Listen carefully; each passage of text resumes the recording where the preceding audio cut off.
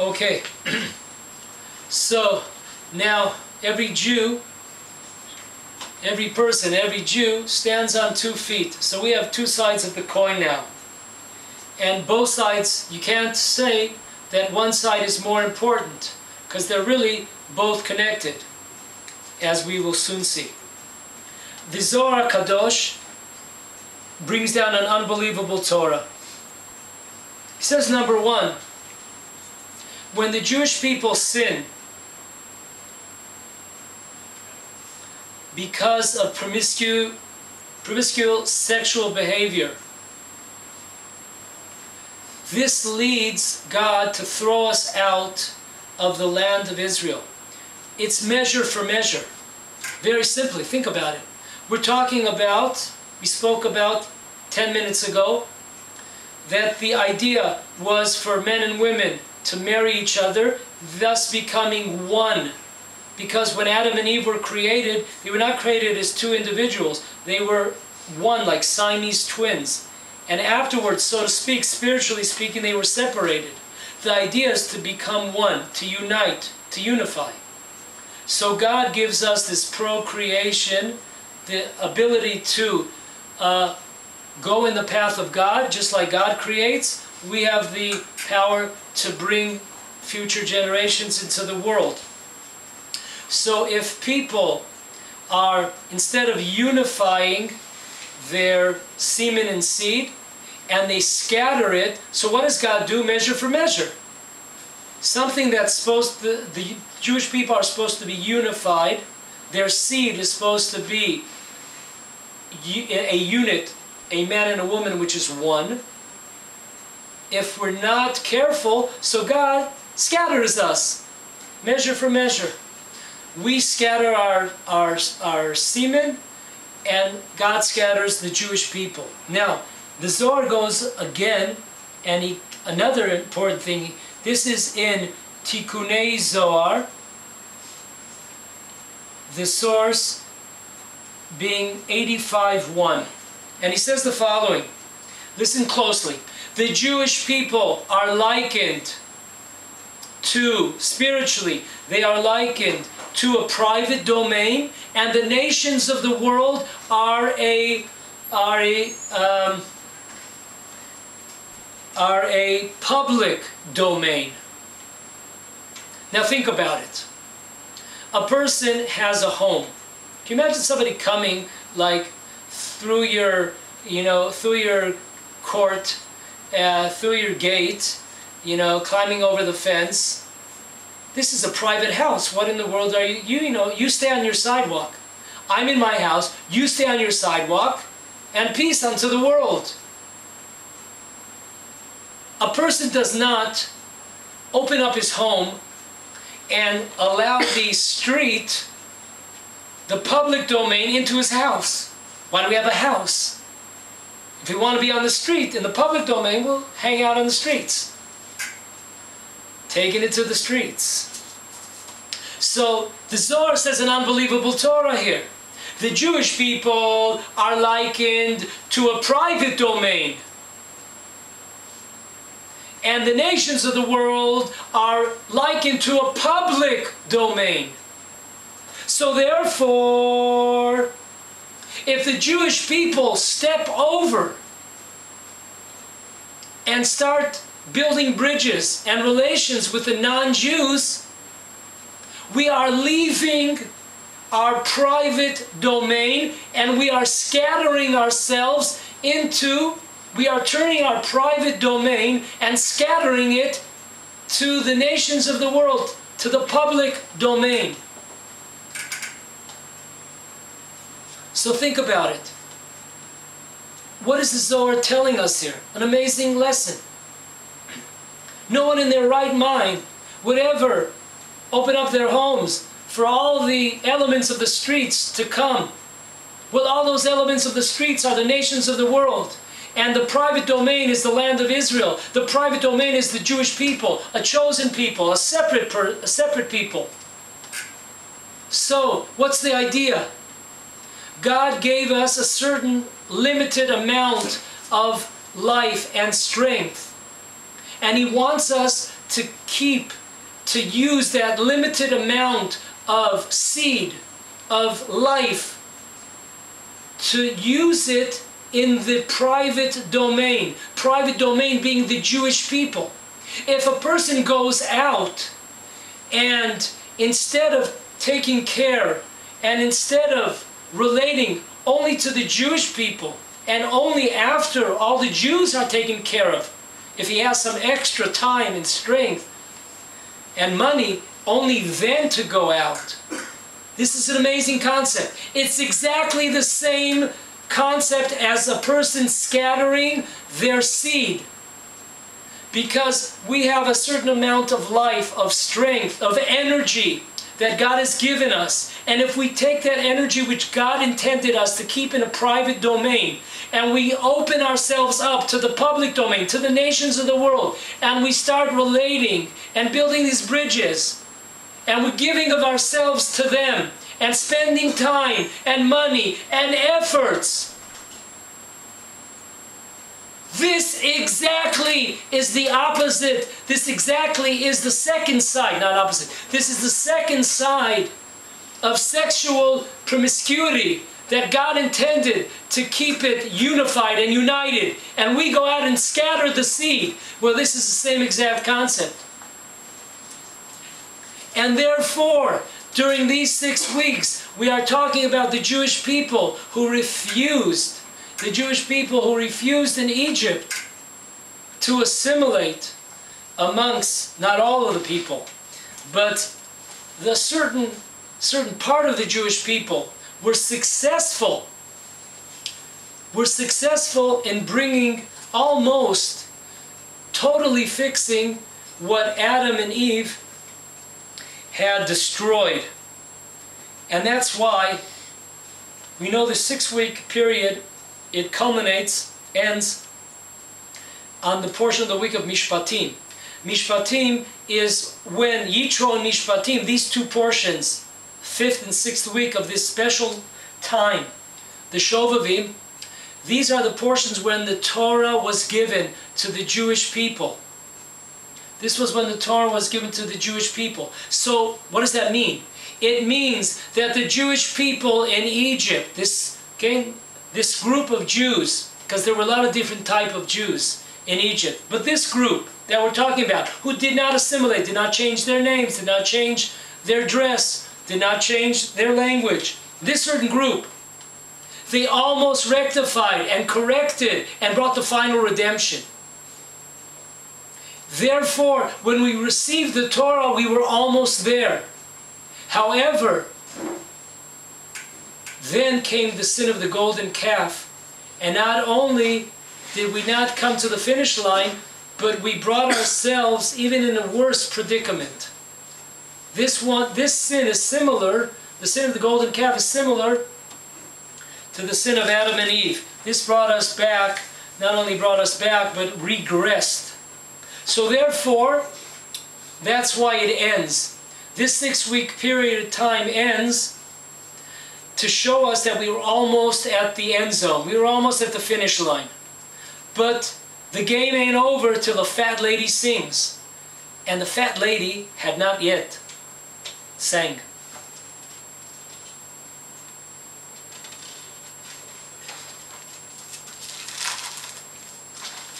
The Or Gedaliahu,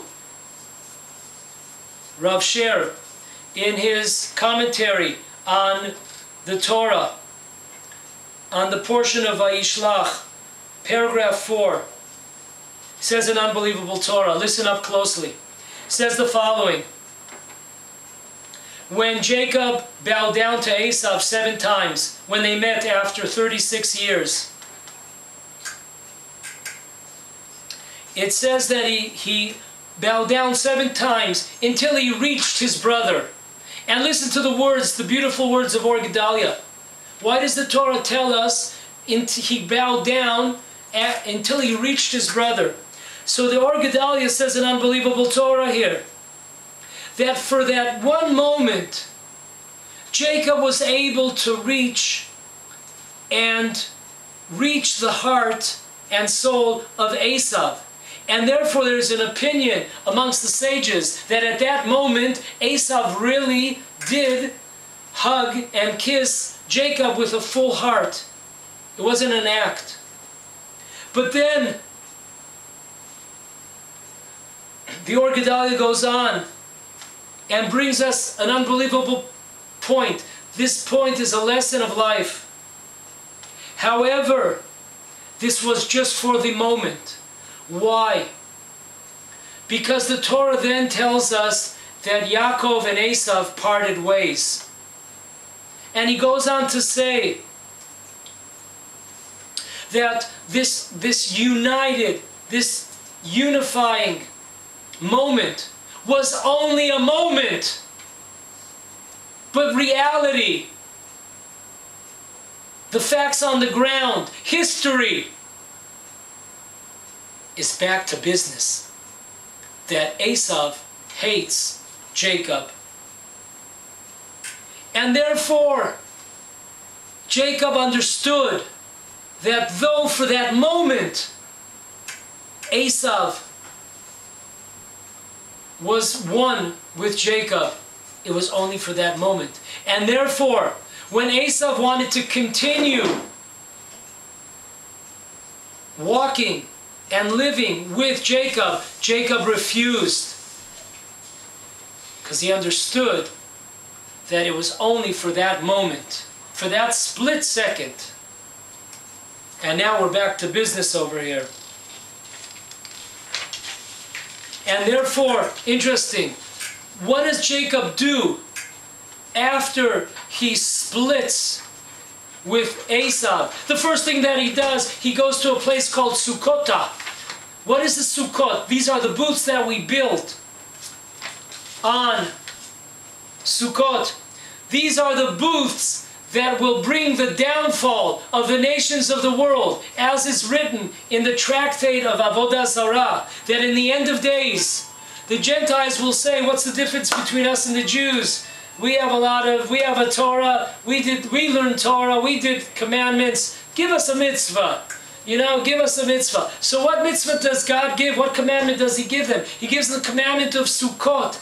And then they go and they kick down that sukkah because it gets a little hot under the collar. So they kick down that sukkah. So Jacob, unbelievable. I mean, I can't believe we're still sitting here. We haven't flown out the windows, gone through the roofs here. An amazing concept here. When he splits from Esav, because he understands that the peace was just for that moment. The love was just for that minute.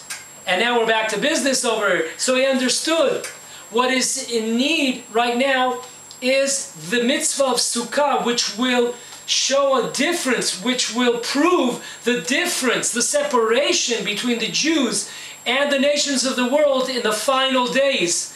This is all the separation will be until the final days, representing the Sukkah.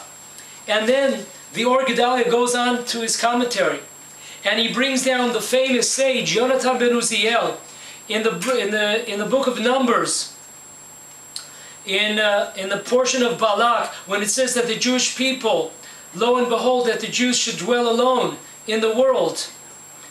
When what is the Yonatan ben Uziel? How does he explain this verse? He explains it. What does it mean for a Jew to be separate, to be isolated? Here's what he says.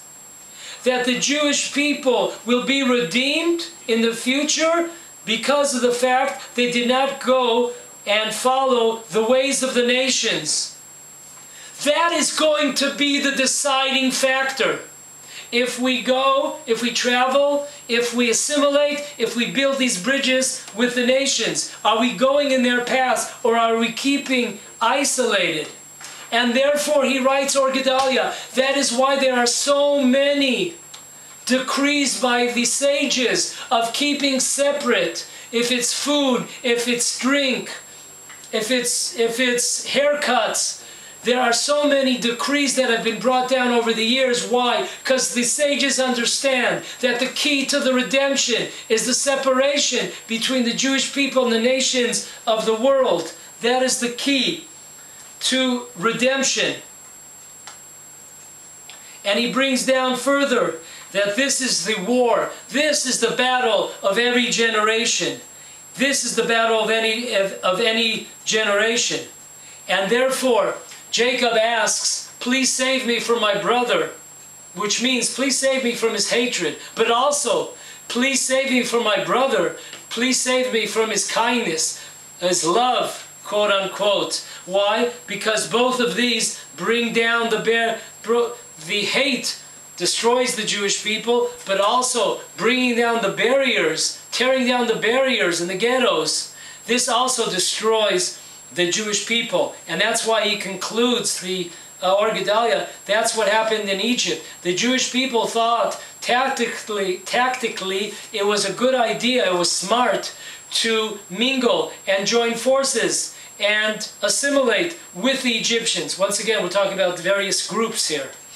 So this group thought that it was the best to assimilate with the people, with the Egyptians. Therefore, once they started becoming like the Egyptians, once they broke down the barriers, once they left their ghettos of Goshen, the Jewish people left the ghettos of Goshen, and they went to live in Egypt proper, in all the city, Alexandria, all the cities of Egypt, and they became neighbors with the Egyptians. Once they did that, Hashem, in order to save the Jewish people, he turned the love that the Egyptians had to the Jewish people, for the Jewish people, he turned it into hate.